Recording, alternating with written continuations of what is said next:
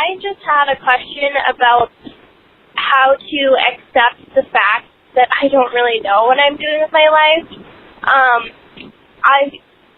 I didn't go to college, and I don't feel the need to go to college, but I often find it really hard to not feel embarrassed about not going to college, because I feel like everyone in college is working towards something, and while I have a job and things like that, I feel like I'm working but not towards something, and I don't know how to get there, and I don't know how to not feel embarrassed when people ask, like, oh, like, what are you doing? Do you go to school? And I'm like, no, I don't, and I just feel a little judged every time I say that, but my mom has crippling debt her whole life, and debt is just not something I think about easily, and I just really struggle with accepting the fact that I don't know what I'm doing. I don't know what I want to do, and I feel really pressured to figure it out and get all my shit together, like, overnight. And I guess I just want to know, how can I make those steps to, one, accepting that not going to college is just not for me and not feeling judged, but also how do I figure this shit out? You know, I'm only 21 and I don't know what I want to do, and it's really getting down on me. Well, I have bad news. If you haven't figured it out by age 21... Shania, do not listen to Josh. Well, actually, it made me think of this essay I wrote a really long time ago. It's probably 7 years ago. 6-7 years ago. It's called When Goals Are Important and When They Are Not. And I'm just going to read a quick snippet from this. We'll put a link to it in the show notes as well. People have all sorts of clever words to describe what they do, what they want to do. Objective, target, plan, end game, outcome, goal. If you know me, then you know I was the goal guy when I was in the corporate world. I had financial goals, health goals, sales goals, vacation goals, even consumer purchase goals. I shit you not. I had spreadsheets of goals, precisely tracking and measuring and readjusting my plans accordingly.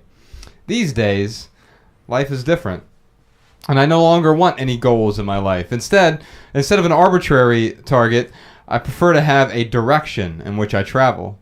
If you're searching for a sunrise, it's important to be headed east. For a sunset, west.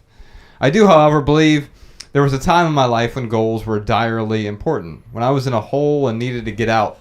Truth be told, most of my goals were ridiculous or irrelevant. Purchasing and accumulation goals, for example.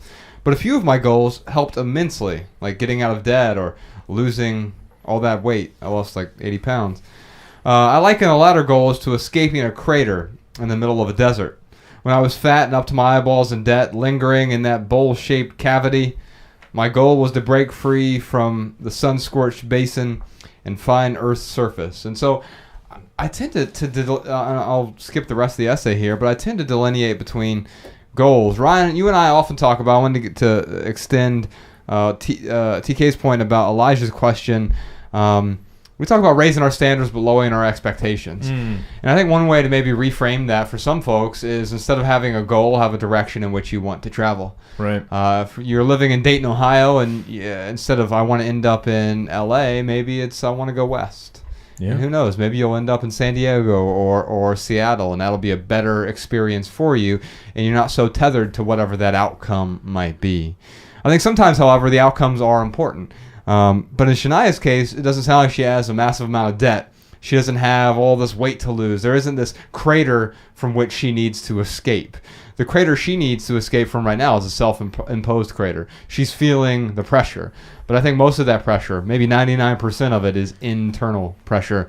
And by the way, the external pressure that she's feeling, if someone is truly judging you, like, ugh, can't believe Shania's not going to college and racking up all that debt. Can't believe she's 21 years old and doesn't have it figured out. Yeah, I mean, those people are not just unreasonable, but they their expectations are their own. It doesn't mean they have to be your expectations. You know, when you were talking about the standards versus expectations, or maybe changing direction, I think about how you and I have been talking about this book I've been working on, And yes, my outcome is like, man, I really would like to finish this book. However, that outcome is not really it's not really driving me to get the book finished. So what you and I talked about a couple weeks ago is, all right, man, just look at it as setting 3 hours aside, 1 hour, 3 different days, schedule it in your calendar, and start working on the book. Just start there with 3 hours. And that, just in the last 2 weeks, it's just helped me focus. And what you told me too is like, as soon as that hour runs up, stop mid-sentence. Yeah, stop. don't keep going. Yeah. But I guess what I'm trying to share here is that, yes, like there is an outcome that I want. There is, I guess you could say it's a goal, but I have kind of removed that goal and have changed my approach. So now it's about raising my standards in the sense that I'm working on this thing consistently. I can look in the mirror and say, yes, Ryan, you've put at least 3 hours into it this week.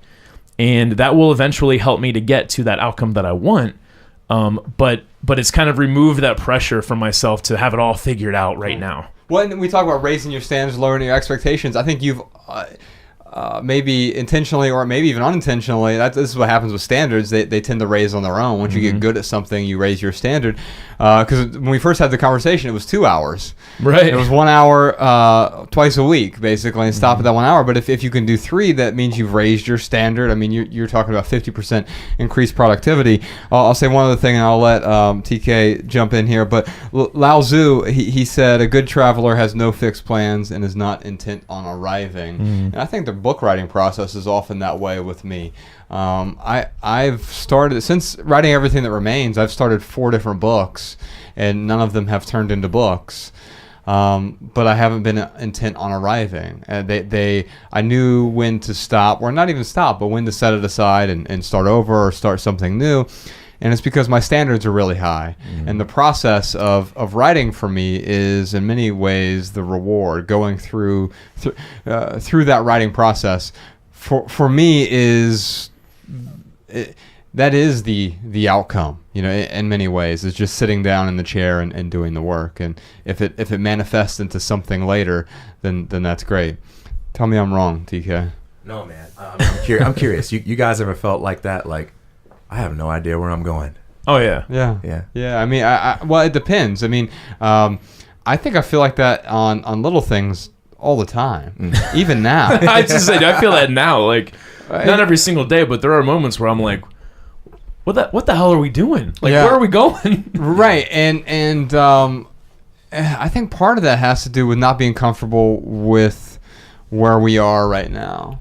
And it goes back to that crater thing for me, right? Like, sometimes we are in these real craters. I had close to $500,000 worth of debt in my late 20s.